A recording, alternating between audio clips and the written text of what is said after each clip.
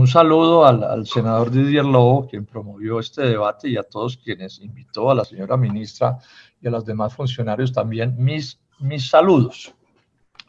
Me gusta el vallenato y bien merecen los cultores del vallenato y sus músicos pues que sean atendidos como se ha planteado en este caso. Pero también quiero señalar una cosa: el problema no es solo de ellos, el problema es de todos quienes están vinculados a la música, de todos los géneros en Colombia, y en muy buena medida todos los que están vinculados con los asuntos del arte. No hablemos, por ejemplo, de grupos de teatro y sus actores, músicos, mimos, bueno, tantos, no los voy a enumerar pues para no hacerme largo, pero este es un problema que está afectando a todos quienes tienen que ver con la cultura con la cultura en Colombia. Lo segundo que vale la pena señalar es esto, porque puede haber confusiones. En este mundo de la cultura y de las artes hay unos cuantos a los que les va bastante bien y que seguramente tienen una cierta capacidad para resistir esta crisis, porque están paralizados ya desde hace 2 meses.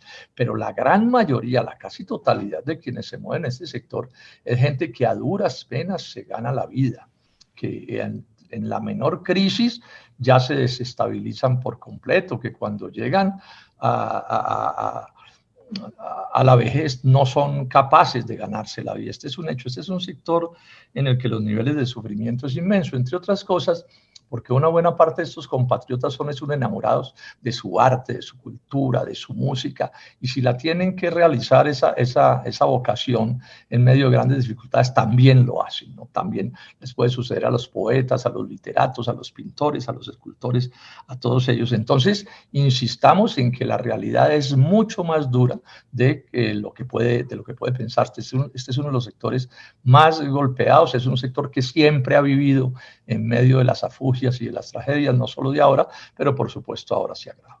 El otro hecho que hay que resaltar es que fue el primer sector que salió del movimiento económico, pues por lo menos en proporciones muy grandes.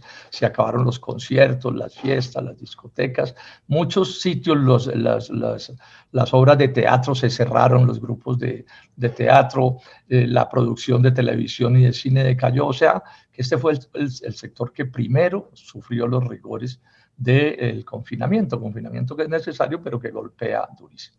Y yo me temo que va a ser, si no el último, uno de los últimos sectores en salir de esta crisis, pues por cosas que ya conocemos, porque toda esta cosa del distanciamiento social, pues a lo que lleva es que a sus espacios, para poner un simple ejemplo, el de los conciertos, pues sea de alto riesgo promoverlos como se promovían antes y no es tan fácil reemplazarlos. Bueno, entonces, esa es la realidad.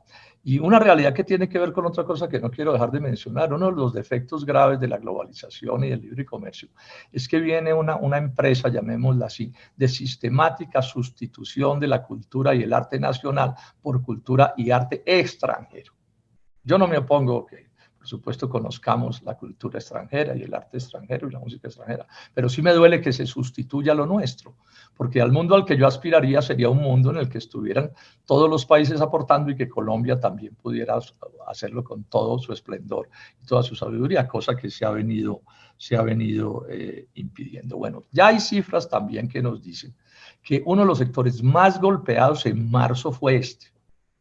Las estadísticas no son buenas porque revuelven muchas cosas, pero se está hablando de que en marzo la caída fue muy grande en este sector y en abril también, ¿no? El gasto cultural en abril se redujo en 62%.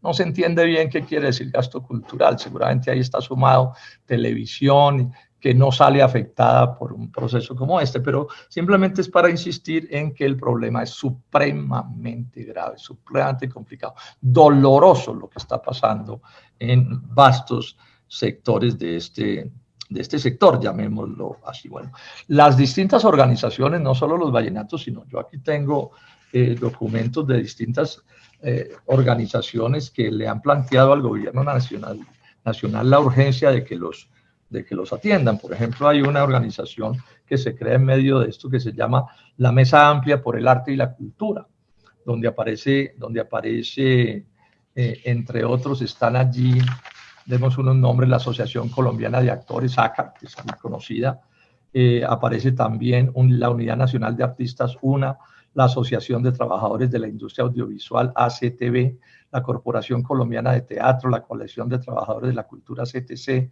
Mesa Nacional del Circo, también ellos están, digamos, afectados por esto, la Asamblea Nacional Audiovisual, ANAC, el Círculo Colombiano de Artistas y otros. O sea, quiero llamar la atención sobre que el problema es muy grave y está, por supuesto, muy afectado el mundo del vallenato, pero son todos los mundos de la cultura los que están afectados.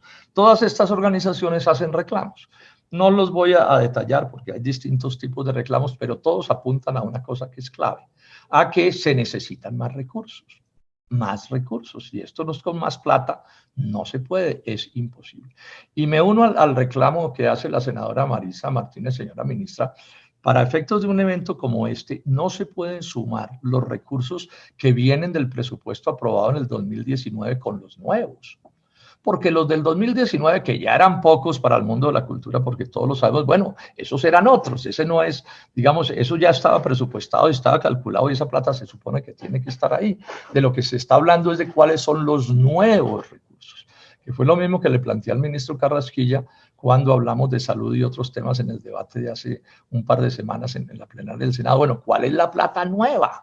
Nueva, porque es que aquí hay un problema que es nuevo, que no se parece en nada a lo que había. Y hay que decir con toda franqueza también, los recursos que se han aprobado, no solo no han llegado como deberían llegar, sino que estoy seguro que son muy escasos. Es la información que tengo.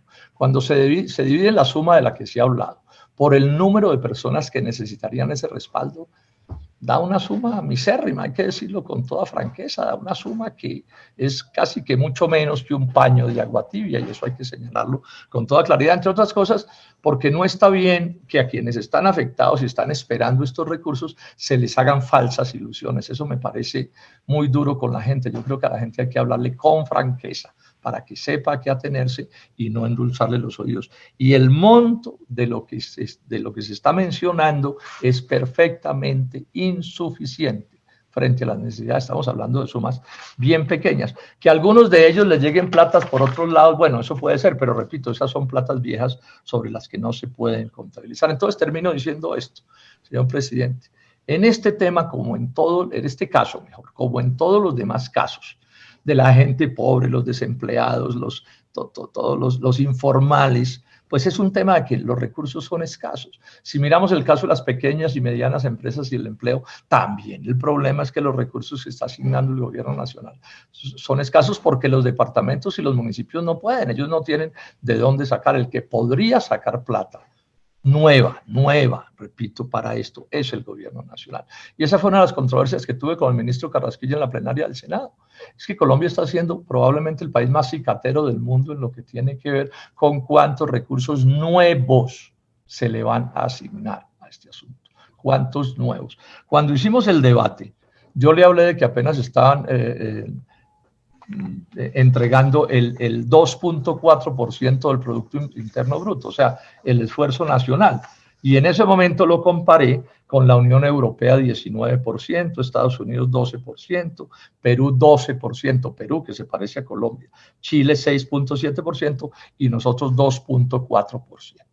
En ese evento, el ministro Carrasquilla me habló de 2.9%. Bueno, la cifra es muy parecida y es absolutamente escaso, sobre todo si se compara. Hoy la prensa dice que el presidente Duque señala que es 11%. Bueno, en mi oficina miramos y no corresponde con la realidad. Él está contabilizando allí las transferencias de liquidez hechas por el Banco de la República a los bancos comerciales colombianos. Y eso puede ser una decisión acertada, en el sentido que haya más recursos, pero no se pueden contabilizar en esto. O sea que yo me sostengo en mi idea, señora ministra, y en eso debemos hacer causa común todos, y es que la plata, el monto total de los recursos que está dando el presidente Duque es muy escaso.